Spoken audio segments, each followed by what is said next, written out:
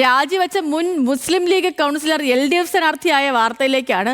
Kozhikode corporation Munnalingal division കൗൺസിലറായിരുന്ന K റംലത്താണ് LDFിനെ സ്ഥാനാർത്ഥിയായി മത്സരിക്കുന്നത്.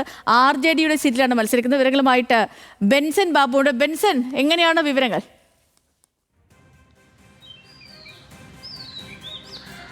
സേതുലക്ഷ്മി സൂചിപ്പിച്ചതുപോലെ തന്നെ മൂന്നാലിങ്കൽ വാർഡിൽ നിന്ന് മത്സരിച്ച് കൗൺസിലറായിരുന്നു റംലത്ത്. അത് ലീഗിന്റെ വാർഡായിരുന്നു.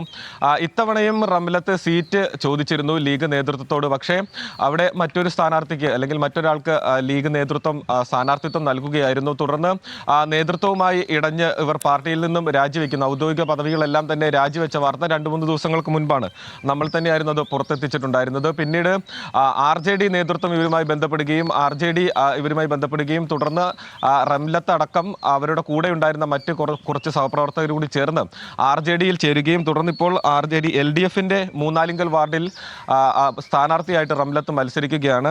RJDയിൽ ചേർന്നതിന് ശേഷമാണ് ഇത്തരത്തിൽ മത്സര രംഗത്തേക്ക് എത്തിയിരിക്കുന്നത്.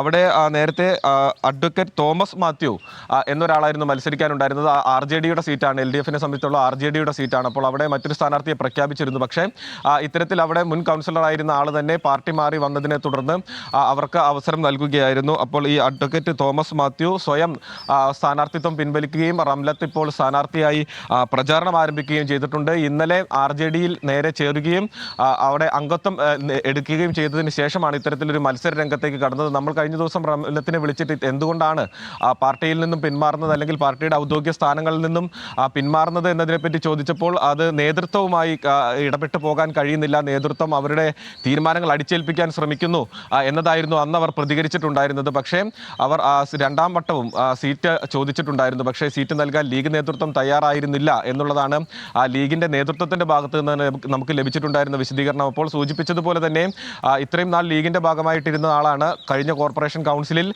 ലീഗിന്റെ കൗൺസിലറായി പ്രവർത്തിച്ച ആളാണ്. ഇത്തവണ RJDക്ക് വേണ്ടി മത്സരിക്കുകയാണ്. സേതുലക്ഷ്മി. ഓക്കെ ബെൻസൻ, ശരി. ഇപ്പോൾ ബെൻസനാണ് വിവരങ്ങളൊക്കെ നൽകിയത്.